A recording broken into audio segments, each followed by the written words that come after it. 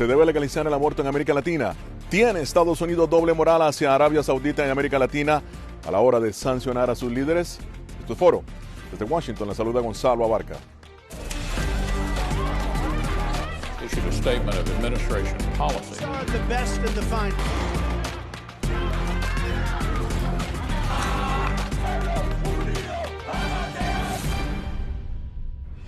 El tema del aborto en América Latina no solo es polémico, sino sumamente doloroso. En Estados Unidos se legalizó hace 48 años con la famosa ley Roe vs. Wade.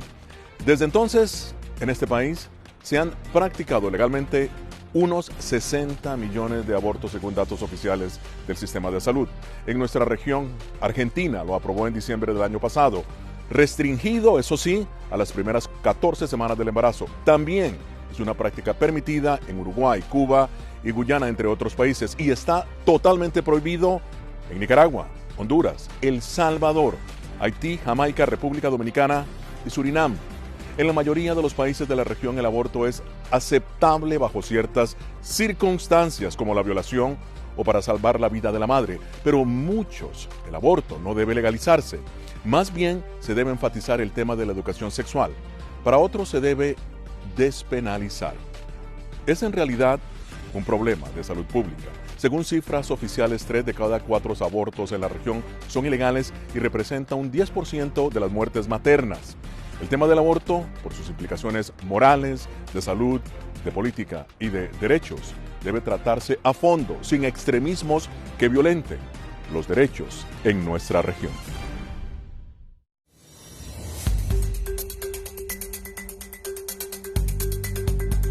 Esta semana aquí en Washington, el presidente Joe Biden mantuvo una reunión virtual con su contraparte de México, Andrés Manuel López Obrador. Biden dijo que veía a México como un igual, mientras que López Obrador propuso un programa para permitir que hasta 800,000 mexicanos y centroamericanos trabajen con autorización legal aquí en Estados Unidos. Por otra parte, esta semana Joe Biden anunció que para finales del mes de mayo el país tendrá suficientes vacunas para inocular a todos los adultos del país.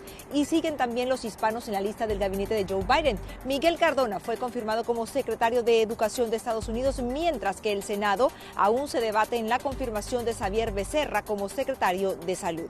Natalie Salas Guaitero, Voz de América, Washington. Dato curioso, el primer solicitante de asilo que fue regresado a México fue un ciudadano de origen hondureño, quien fue enviado a Tijuana en enero de 2019. Según datos publicados por la Universidad de Syracuse, desde entonces más de 59,000 solicitantes de asilo han sido devueltos a México a través del programa de permanencia en México implementado en la pasada administración del expresidente Donald Trump. Los 5 principales países de origen de migrantes devueltos son Honduras, Guatemala, Cuba, El Salvador y Ecuador.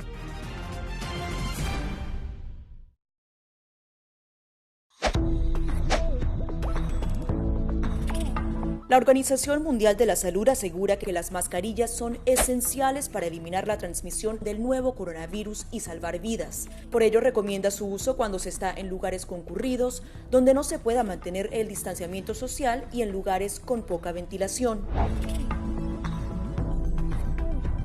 Cuando se habla de mascarillas para protegerse del COVID-19, se refieren generalmente a la mascarilla quirúrgica, el respirador N95 o las de tela. Las mascarillas quirúrgicas planas, rectangulares y desechables protegen al portador de gotas de partículas grandes del virus e impiden que los enfermos la esparzan cuando tosen o estornudan. Los expertos advierten que solo deben ser usadas una vez. El respirador N95, de forma oval y más ajustado a la cara, tiene una válvula de exhalación que ayuda con la humedad y el calor cuando respiramos. Además de filtrar partículas grandes, puede impedir que pase el 95% de las partículas pequeñas de virus y bacterias.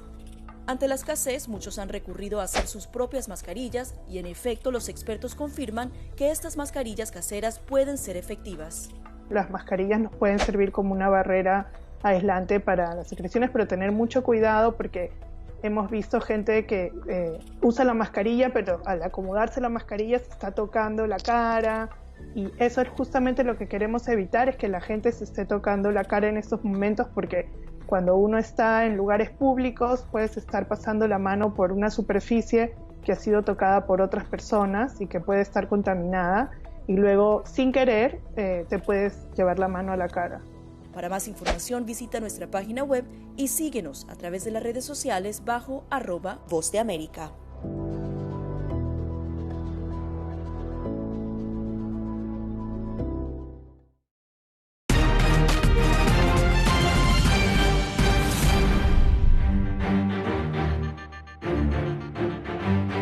Los países de América Latina y el Caribe inician esfuerzos para legalizar el aborto.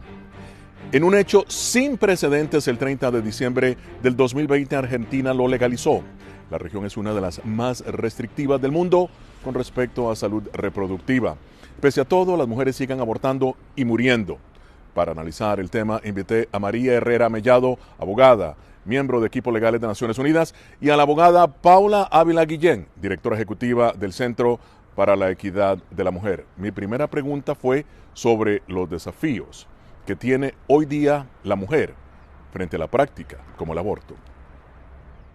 Muchísimas gracias por la oportunidad. Mira, los principales desafíos es que desafortunadamente las historias que nosotros oímos y la estadística que tenemos nos indica que las mujeres se siguen muriendo, que las niñas de 9 y 10 años siguen obligadas a dar a luz, que las mujeres que tienen embarazos inviables o ectópicos que no tienen posibilidades de subsistir siguen siendo obligadas a lugares clandestinos en donde sus posibilidades de sobrevivir son muy pocas o las posibilidades de salir sin algún daño son aún muchísimo menores.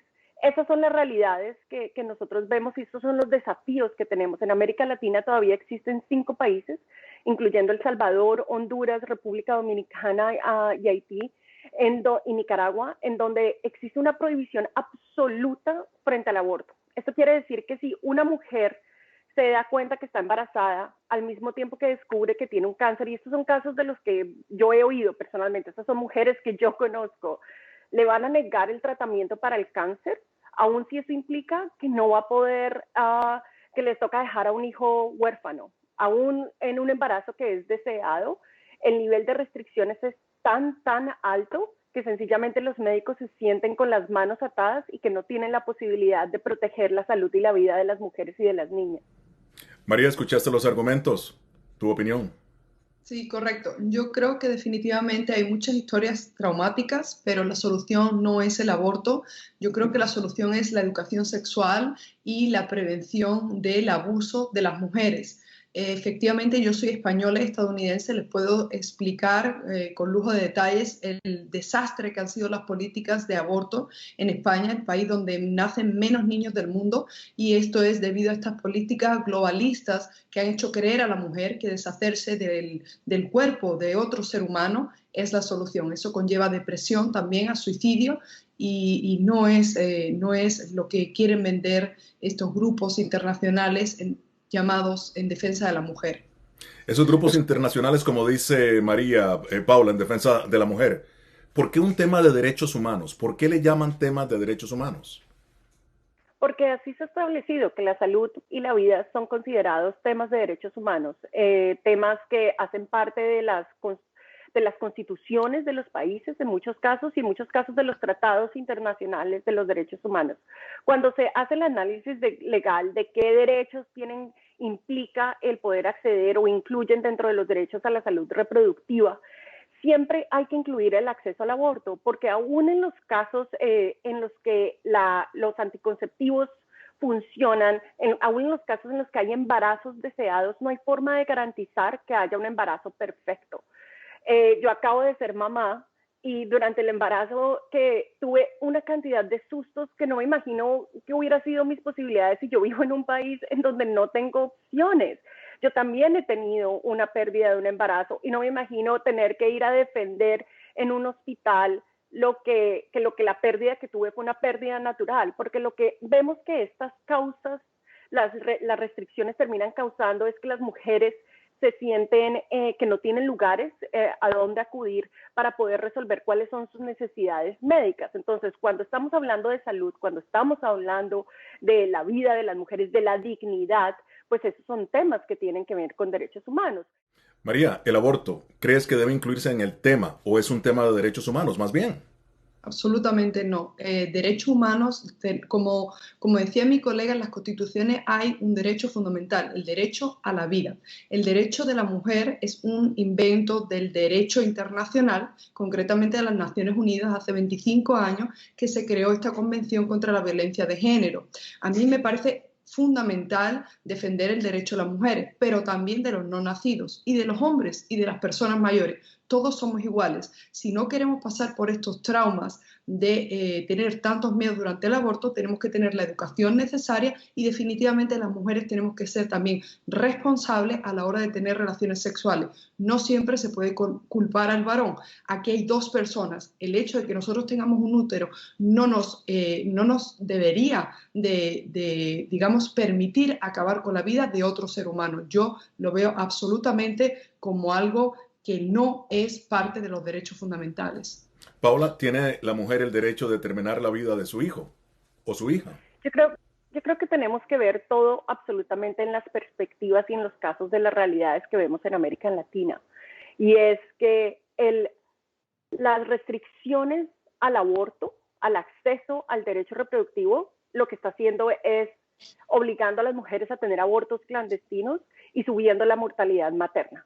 Esa es la realidad, ese es el contexto y la realidad lo que tenemos. Lo que está obligando es a las niñas a ser madres. Niñas, en el caso más reciente que tengo de El Salvador, una niña de 10 años que está obligada a dar a luz el hijo de su papá.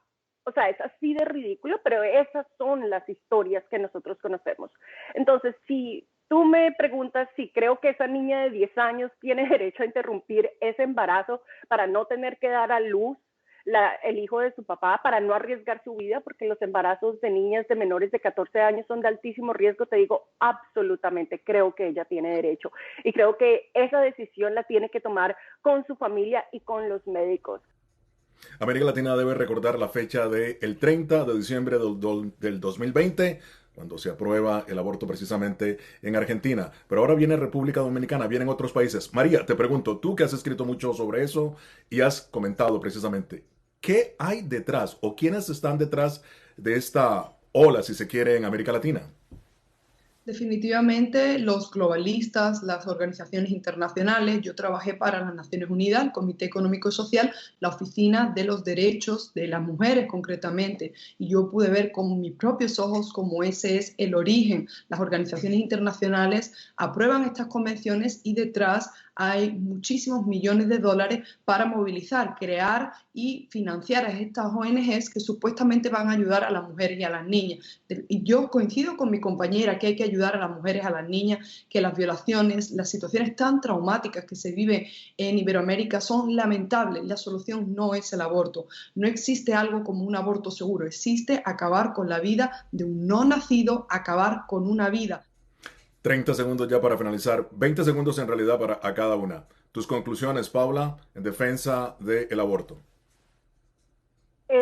Las leyes que permiten a las mujeres decidir si pueden o no continuar un embarazo, si quieren o no continuar un embarazo, salvan las vidas de miles de mujeres y niñas. Esa es la realidad de lo que vemos hoy en día. María, tus conclusiones. El derecho a la vida es el único derecho fundamental que existe. Las mujeres podemos hacerlo y debemos hacerlo mejor.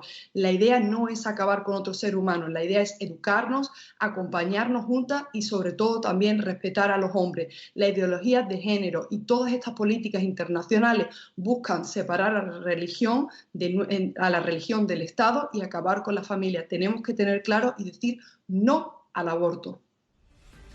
Gracias a las abogadas María Herrera Mellado y Paula Ávila Guillén. Y al regresar, analizamos las recientes acciones de Estados Unidos hacia Arabia Saudita.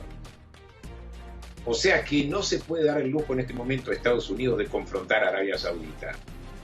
Ya volvemos. Dato curioso. Según la Organización Mundial de la Salud, 121 millones de embarazos no planificados ocurren cada año en el mundo. El 61% de estos termina en aborto y ocurren en su mayoría en países en vía de desarrollo.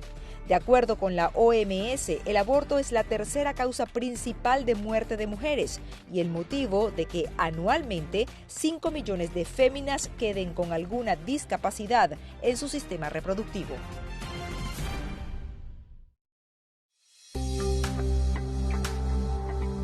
Además de asegurarse de tener un amplio suministro de alimentos en casa, a la gente también le preocupa el poder infectarse del COVID-19 a través de estos productos. La buena noticia es que los Centros para el Control y la Prevención de Enfermedades aseguran que los alimentos no son una vía de transmisión del virus. Expertos en seguridad alimentaria aseguran que es poco probable, ya que el virus no se multiplica en los alimentos, pero sí es posible que el virus pueda acabar en los productos si alguien infectado tose o estornuda sobre ellos o si tiene el virus en sus manos y los toca.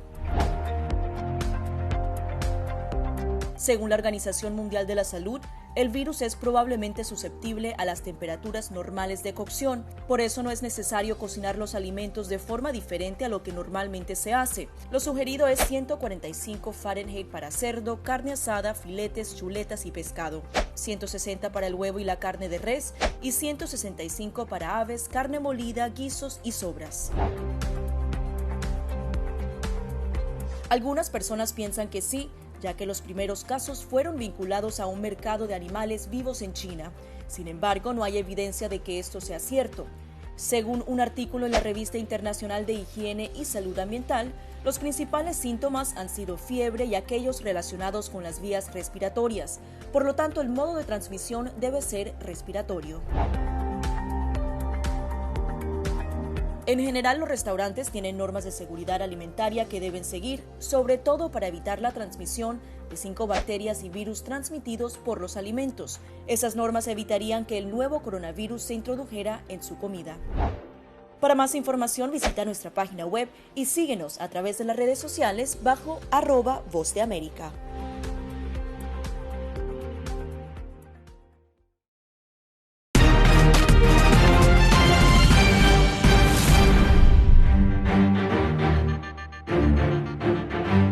Seguimos con Foro de la Voz de América. Pese a que el presidente Joe Biden prometió durante su campaña política que sancionaría al príncipe heredero de Arabia Saudita, Mohammed bin Salman, por la muerte en 2018 del periodista Jamal Khashoggi, lo cierto es que esa promesa no se ha cumplido.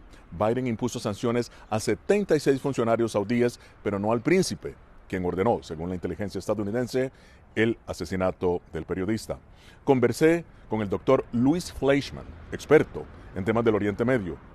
El presidente Biden, en este caso, actuó equivocadamente dada su contundente defensa de los derechos humanos. Esta fue su respuesta. Bueno, hay que entender una cosa. Primero, vamos a aclarar. El informe acusa y declara que el príncipe heredero estuvo involucrado en el asesinato de Khashoggi. No hay como una evidencia de que hay una escucha, una grabación donde él da la orden ni nada por el estilo. Pero aún así es razonable suponer que él sí estuvo detrás del asesinato y es lo que el informe de inteligencia dice.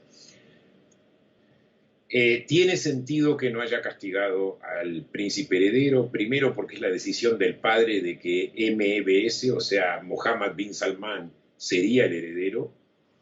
Él no iba a discutir, ni iba a quedar como Estados Unidos el que patrocina y le dice a los demás lo que hacer. O sea, era muy importante para Biden no tener esa postura.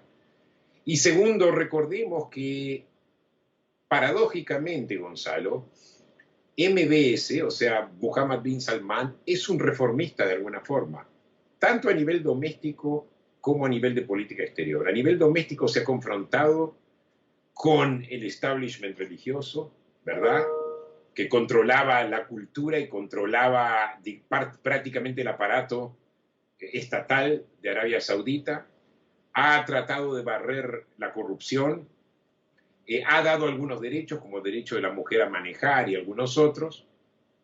Y en materia de política exterior, ha sido una pieza fundamental en contrabalancear el poder de Irán en la región y ha sido una pieza fundamental también en estimular a los países del Golfo a normalizar las relaciones con Israel.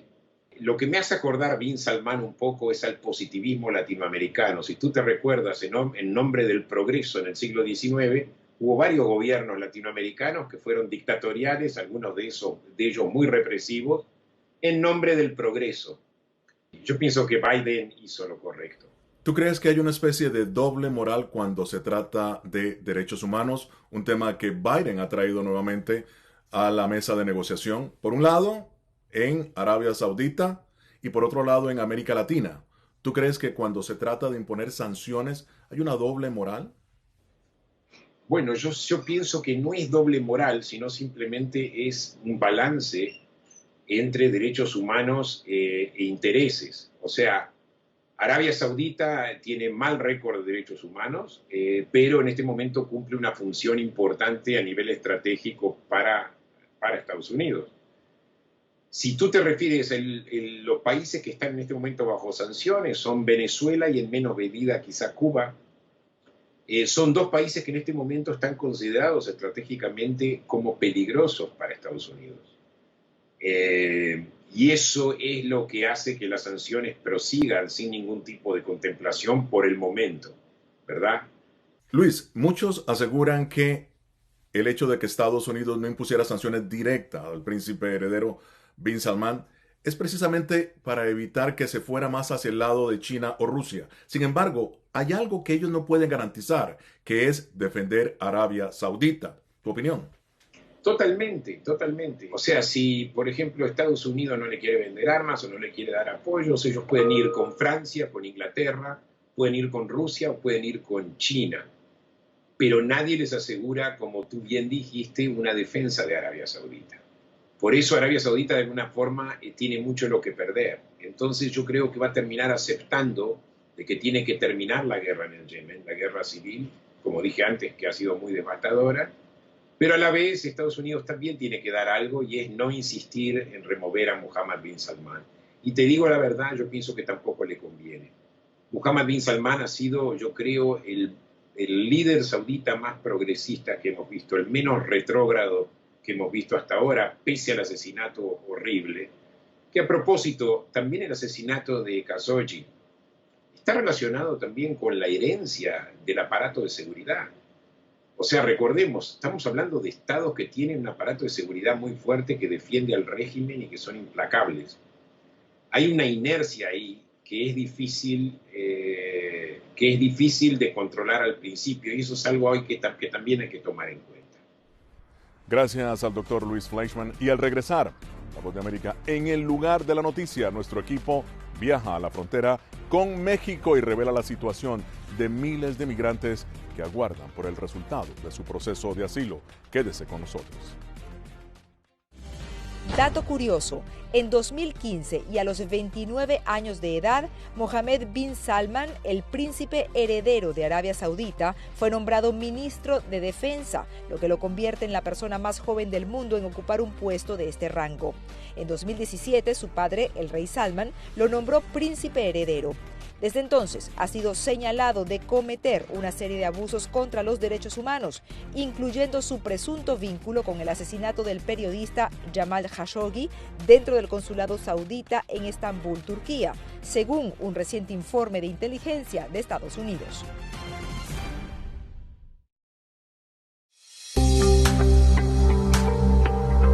En medio de la pandemia del COVID-19, muchos quieren saber cómo darle una mano a su sistema inmune.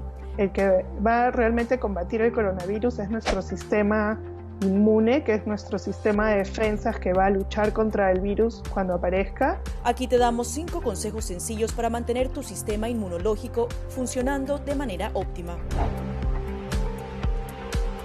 Consume una dieta rica en frutas y verduras que incluya alimentos con un alto contenido de vitaminas A, B, C, D y E, así como los minerales hierro, zinc y selenio. Una alimentación saludable reduce el riesgo de adquirir enfermedades crónicas, también reduce la probabilidad de depresión y ansiedad. No solo mejora tu perfil cardiovascular, sino que también reduce la presión arterial y ayuda a controlar el peso. La OMS recomienda unos 30 minutos al día, incluso repartidos entre 3 sesiones. Muchos entrenadores ofrecen ahora cursos en línea, a veces incluso gratis. Mientras dormimos, se reparan las células, se eliminan las toxinas, se procesa la información y se fortalece nuestra memoria. Para la mayoría de las personas, de 6 a 9 horas de sueño son suficientes. Lávate las manos con frecuencia, por lo menos durante 20 segundos. Asegúrate de hacer el proceso bien, frotando todas las partes de ambas manos y muñecas. Las antibacteriales funcionan mejor si contienen un alto porcentaje de alcohol. Las funciones metabólicas dependen del agua. Consume alimentos ricos en agua como frutas, verduras y sopas. El té y el café son diuréticos, así que no cuentan en la dosis.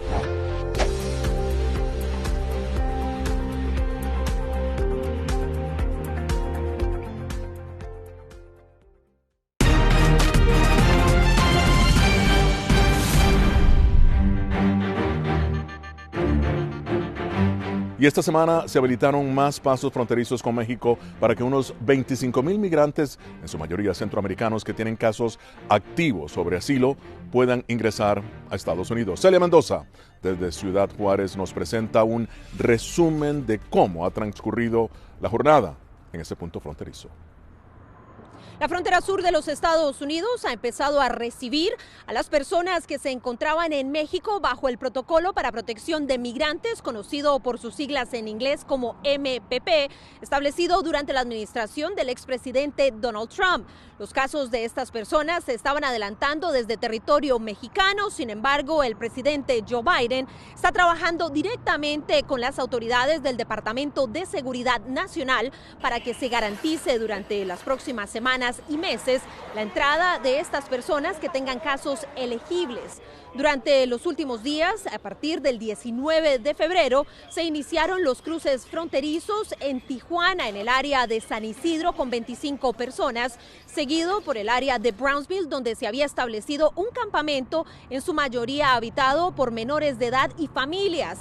Ellos lograron pasar pocos días después de que se iniciara este procedimiento y ya el 26 de febrero se empezaron a abrir las puertas aquí en El Paso, Texas, donde las personas llegan hasta Ciudad Juárez, son procesadas en centros de la Organización de Naciones Unidas, donde la Agencia para Refugiados, ACNUR, así como la Organización Internacional de las Migraciones y UNICEF atienden a estas personas siguiendo las guías del plan establecido por el gobierno del presidente Joe Biden. De acuerdo a las autoridades de estas agencias de Naciones Unidas, ellos verifican la información. Las personas tienen que llegar 24 horas antes a un punto determinado que mantienen en secreto por medidas de seguridad y protección para las personas que están pidiendo asilo. Se les realiza una prueba de COVID-19 y aquellos que resulten positivos se quedarán en aislamiento hasta que puedan cruzar hasta territorio estadounidense. El resto de las personas que puedan pasar este procedimiento son traídas hasta el puente internacional Paso del Norte. Durante un periodo de unos 15 a 20 minutos son registrados por las autoridades del Departamento de Seguridad Nacional y finalmente son entregados a miembros de organizaciones que defienden los derechos de los migrantes, que en esta zona los ha llevado a un refugio donde se les provee asistencia para tratar de que puedan llegar a su destino final. De acuerdo a las autoridades locales, la mayoría de estas personas van a otras ciudades en los Estados Unidos donde tienen familiares o amigos y donde se espera puedan asistir a sus cortes de migración adelantando sus procesos. Mientras tanto, hay muchas personas que siguen al otro lado de la frontera, no solamente esperando que llegue su turno, sino también bajo el título 42. Esto ha sido implementado desde la administración del presidente Donald Trump y se mantiene bajo esta administración debido a que todavía hay una pandemia de COVID-19 que impide que las autoridades puedan dar acceso a aquellas personas que quieren pedir asilo. Por ahora se ha hecho una excepción para los menores de edad y se ha visto, de acuerdo a las autoridades, un incremento en el número de menores no acompañados. Informó Celia Mendoza de La Voz de América desde El Paso, Texas. Gracias, Celia Mendoza. Y así llegamos al final de esta edición de Foro de La Voz de América. Nos vemos la próxima semana con el análisis más allá de los titulares. Desde Washington, les habló Gonzalo Abarca.